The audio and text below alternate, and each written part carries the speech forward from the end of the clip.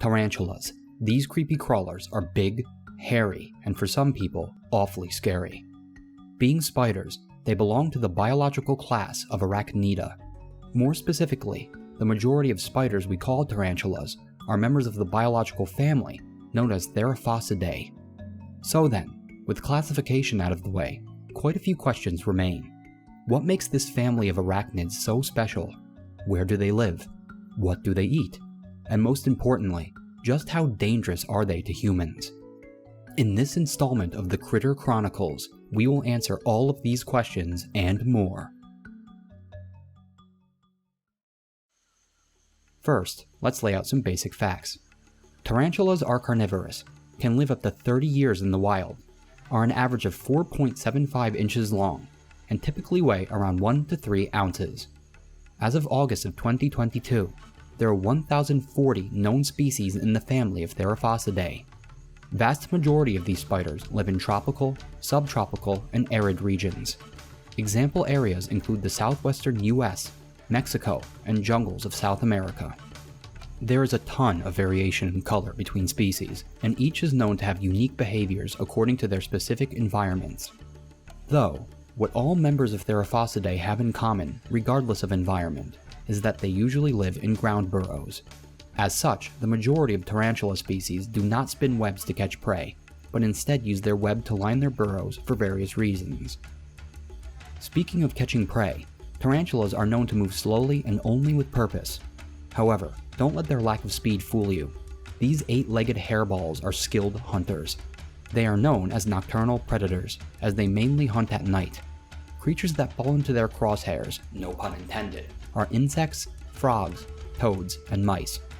A certain extra-large species of tarantula, which I spoke of in a previous video, see the video card above, has been known to target birds. Okay, so now that we have the what, let's talk about the how.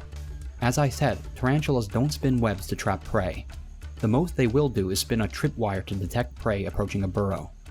To actually catch their prey, tarantulas use the good old-fashioned tactic of grabbing with their appendages.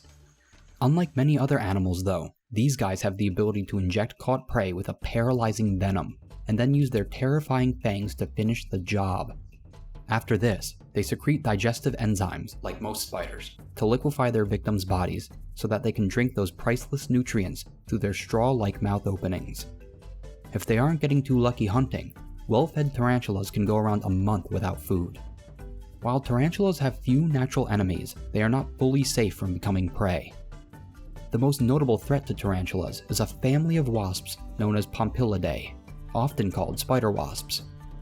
A particularly nasty species of this family is called the Pepsis wasp, known colloquially as the tarantula hawk. Wasps of this species are parasitic and will paralyze tarantulas with their stings. The end goal of a tarantula hawk is to lay eggs upon a caught tarantula. When the eggs hatch, wasp larvae feed upon the still living tarantula until a tragic demise. Tarantula hawks can be found in many places tarantulas themselves are found, including the southern United States, Central America, South America, and even the Caribbean. Now that we've humbled tarantulas quite a bit by exposing their weakness, let's make this conversation more personal. Concerning anatomy, there are 10 components of the body worth knowing about for these critters. In no particular order, we have the opistosoma, prosoma, pedicel, carapace, fovea, ocular tubercle, chelicerae, pedipalps, legs, and spinnerets. The opistosoma, also known as the abdomen, is the rear section of a tarantula's body. It houses the book lungs, heart, reproductive organs, and the midgut. This section of the body can expand and contract to take in nutrients or release eggs. The prosoma is the front section of the tarantula's body, also known as the cephalothorax. Within here, the brain, muscle network, digestive organs, and venom glands are located. The pedicel is an hourglass tube that joins the opistosoma and prosoma. It contains many nerves and blood vessels. The carapace is a very hard plate that covers the dorsal, upper surface of the prosoma. Functions include housing the eyes and fovea, as well as acting as a shield of sorts for the body of a tarantula. The fovea, also known as foveal groove, is a dimple on the carapace. Many of a tarantula's muscles are fixed to this point, including the stomach muscles. The size and shape of this feature determine how the limbs will move. The ocular tubercle is a small mound on the carapace which houses a tarantula's eyes. Usually, 8 eyes will be present. Though tarantulas are known to have pretty bad vision, their eyes excel at calculating distance or taking in polarized light. The chelicerae are the jaws/mouth parts of a tarantula that contain the venom glands and fangs. Naturally, these are mostly used for eating and hunting. Chelicerae are reasonably large and attached to the front of the prosoma. The pedipalps are sensory appendages. Though they resemble short legs, they are designed for tarantulas to feel their environment, which is helpful when your eyesight blows. Each pedipalp has 1 claw, compared to the true legs which have 2. In males, pedipalps are used for sperm transfer. The legs are appendages that contain 2 claws on the tarsus, also known as foot. Setae, also known as coarse hairs, that cover the carapace can be found on the legs as well. These hairs help a tarantula sense danger or prey, and can also be flung off to act as a major irritant. You don't want these hairs on you. Back to the legs. Every tarantula has 4 pairs of 2 legs, giving them 8 total. Each leg has 7 segments. Finally, the spinnerets are silk-producing structures. They are located in 2 pairs on the back of the opisthosoma. The silk produced by these is used by tarantulas to defend themselves against threats and produce webs for shelter. I know this was a lot to take in, but you are now an expert on tarantula anatomy. Like most other spiders, tarantulas often exhibit noticeable sexual dimorphism. The males tend to be smaller and duller in color when compared to their female counterparts. That being said, tarantulas reproduce via mating rituals. Get ready for the birds and bees spider edition. A typical ritual begins when a male spins a web and deposits sperm on its surface. He copulates by using his pedipalps and then escapes if he can. Why? Well, there's a small chance he will be eaten by his aggressive and hungry female mate. Regardless of what happens to the poor male, the female seals both her eggs and the sperm into a cocoon. She will then guard it for 6 to 9 weeks, at which point some 500 to 1,000 tarantulas will hatch. This process will normally happen about once a year, but females do not always choose to do so. Unfortunately, most species of Theraphosidae aren't the best parents, and the mothers tend to just leave their babies after they hatch. As the babies grow, they will shed their exoskeletons periodically. This process is known as molting. A young tarantula can molt multiple times a year, while an adult will molt once a year or less. Though, these spiders can purposefully molt to regain lost lings or urticating hairs. Since female tarantulas can often live for several decades, they will normally take 2 to 5 years to reach adulthood. Some species, however, can take up to 10 whole years.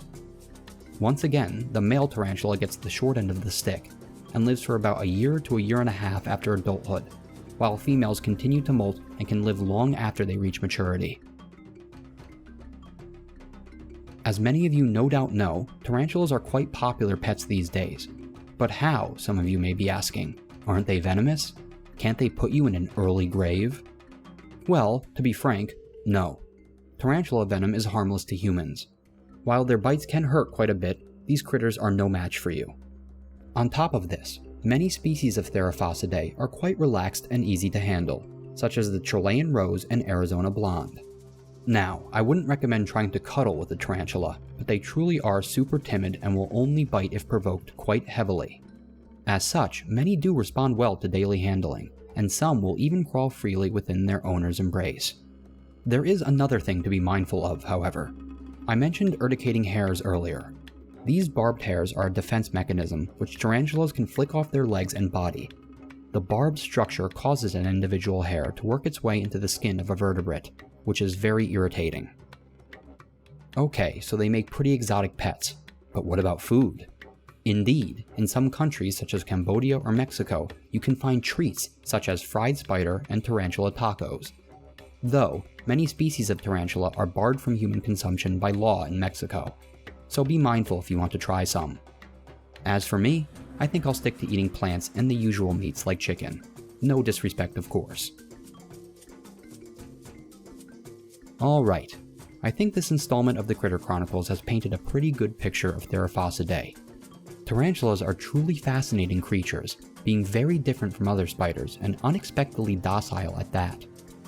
For all of you arachnophobes out there, if you are looking to get over your fear of spiders, these big, hairy hunters might ironically be a great place to start. But I'll leave that up to you.